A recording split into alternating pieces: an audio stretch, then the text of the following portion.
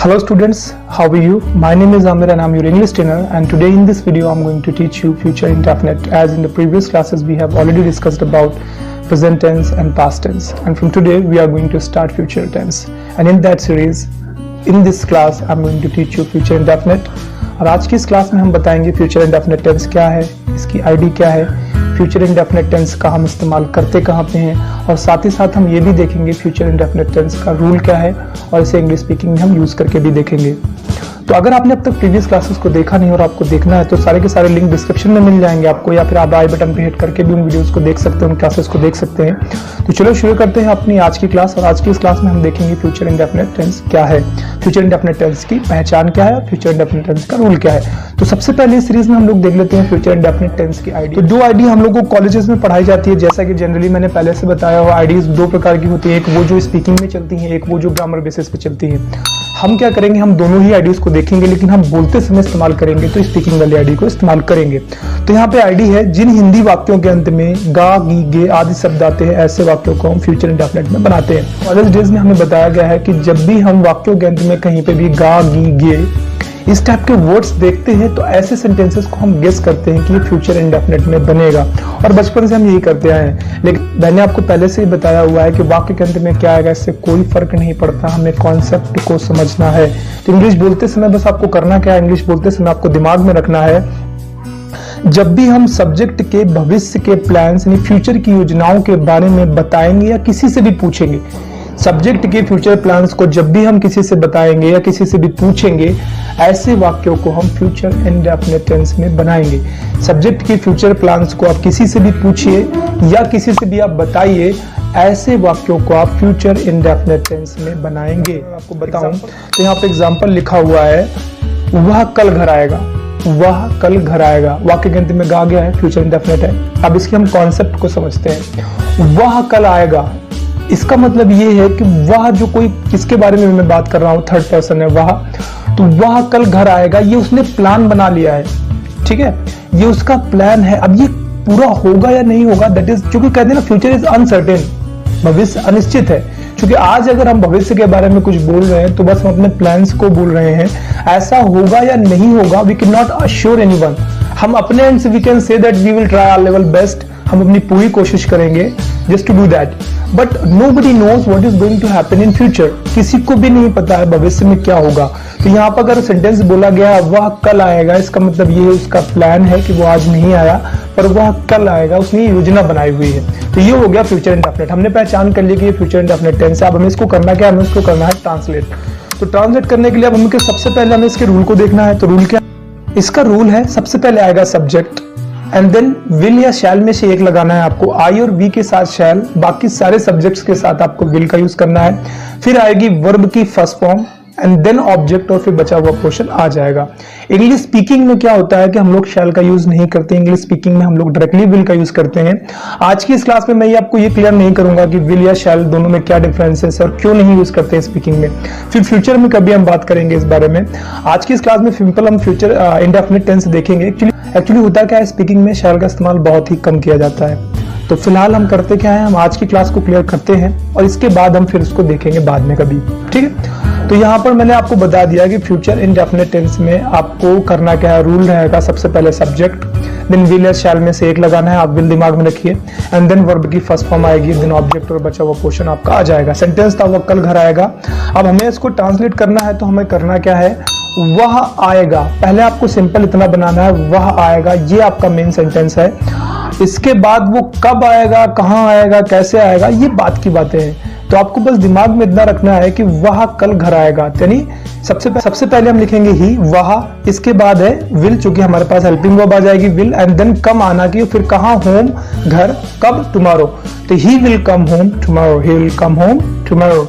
अगला सेंटेंस अगर हम ऐसे देखें, मैं तुम्हें कल पैसे भेजूंगा, तो सिंपल यहाँ पर बनाना क्या है हमें, मैं भेजूंगा, मैं भेजूंगा, आई विल सेंड, मैं भेजूंगा, आई विल सेंड क्या, मनी, किसे, तुम्हें। तो चाहे आप इस देखो मेन सेंटेंस कितना है, आई विल सेंड, इसके बाद आप यू लिख लो पहले, आप यू बाद में लिख लो, टू करके चल जाएगा। तो इसको हम बना सकते हैं, I send you money tomorrow, I'll send you money tomorrow. I'll send you sentence अभी यहाँ पे देखेंगे तो अगला सेंटेंस लिखा हुआ है, तुम मुझसे कल मिलोगे, तुम मुझसे कल मिलोगे, यानी तुम मिलोगे। यहाँ पर मेन सेंटेंस कितना है, तुम मिलोगे, इतना आपको पहले बना लेना है। तो तुम यानी यू, इसके बाद यहाँ पर helping verb will, you will. मिलना के लिए हम मीट या सी का यूज करते हैं, स्पीकिंग में सी का ही यूज किया जाता है। तो यू विल सी, तुम मिलोगे, यू विल सी, तुम मिलोगे, कब मिलोगे, कल।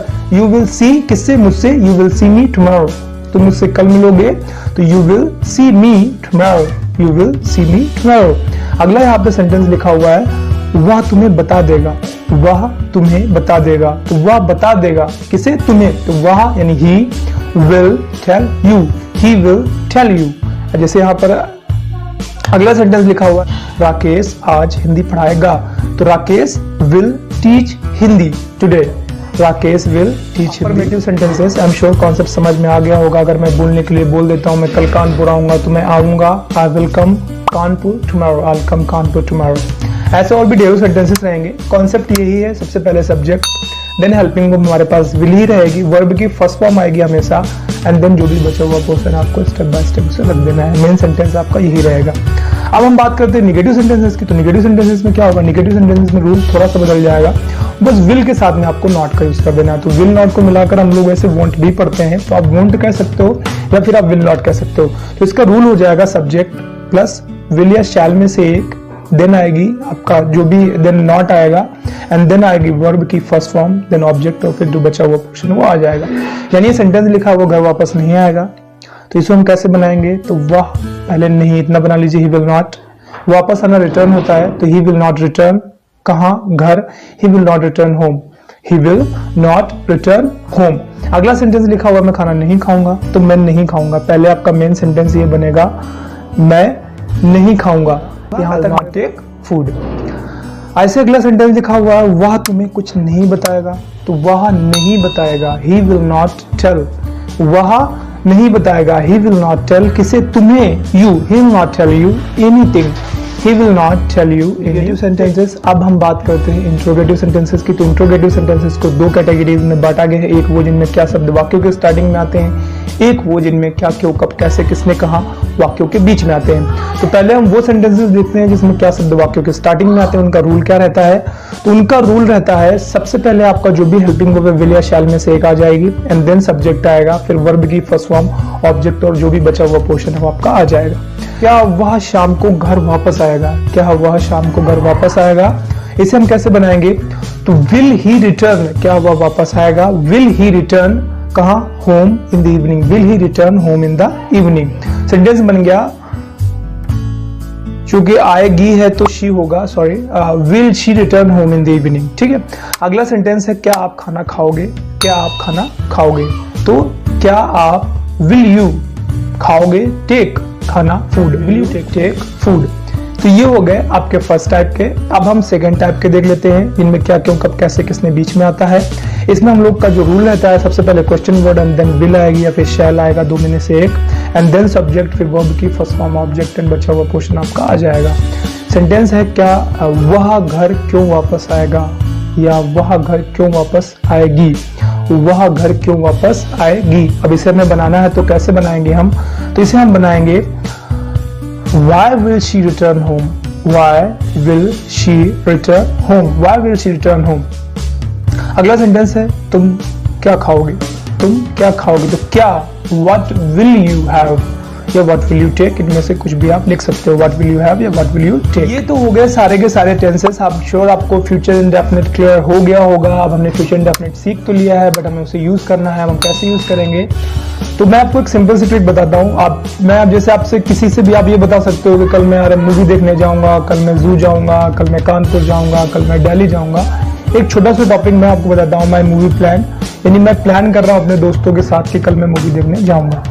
तो मुझे इसे इंग्लिश में बोलना है, तो मैं कैसे बोलूंगा, तो जनरली हम बोलेंगे कि कल कानपुर में मूवी देखने जाऊंगा, मैं ये मूवी देखूंगा, अपने दोस्तों के साथ जाऊंगा, क्या करूंगा, सारा का सारा फ्यूचर इंडेफिनिट में रहेगा। इसे हम बनाएंगे तो कैसे? कल tomorrow I will go to watch a movie, कल मैं मूवी देखने जाऊंगा। For that I will wake up early in the morning, उसके लिए मैं बहुत जल्द कल जगूंगा। I will finish my all work till 9 o'clock, कल 9 बजे तक मैं अपना सारा काम खत्म कर लूंगा।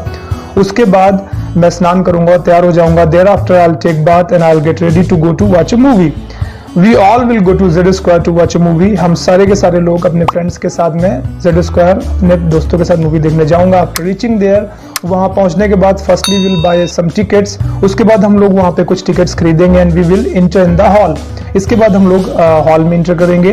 एज वी नो बागी 3 मूवीज रनिंग, जैसा कि हमें पता है बागी 3 मूवी लगी हुई है। तो I hope Tiger will entertain us, कि टाइगर श्रॉफ जो वहाँ पे मूवी में है मेन स्टार, वो हमें इंटरटेन करेंगे। In the interval we will take popcorns and burgers, interval जब होगा तो हम लोग पॉपकॉर्न लेंगे, बर्गर लेंगे। आगे क्या है? We will have a lot of fun, हम खूब सारी मस्ती करेंगे। And after finishing the movie we will return home late, movie खत्म करने के बाद शाम को हम देर से घर वापस आएंगे। तो ये तो एक सिंपल सी ट्रिक थी। आप ये बता सकते हो, आप बता सकते हो कि मैं कल जू जाऊंगा तो वो भी सेम टू सेम प्रोसेस होगा। Tomorrow I will go to watch zoo, या tomorrow I will go to visit zoo, I will go to visit zoo with my friends and we will reach there, we will take tickets, we will visit and we will see the many animals and like कुछ भी future indefinite में ही बनेगा आपका। तो I am sure चीजें clear हो गई हैं। फिर भी अगर कोई डाउट है तो please mention that in the comment section, I will make another video on that. आज की वीडियो में फिलहाल इतना ही। आज की वीडियो में हमने देखा फ्यूचर इंडेफिनिट टेंस। बहुत जल्द हम फिर से मिलेंगे एक नई क्लास में एक नए टॉपिक के साथ। तब तक अपना खूब सारा ख्याल रखिए, इंग्लिश बोलने की प्रैक्टिस करते रहिए। Bye bye, take care.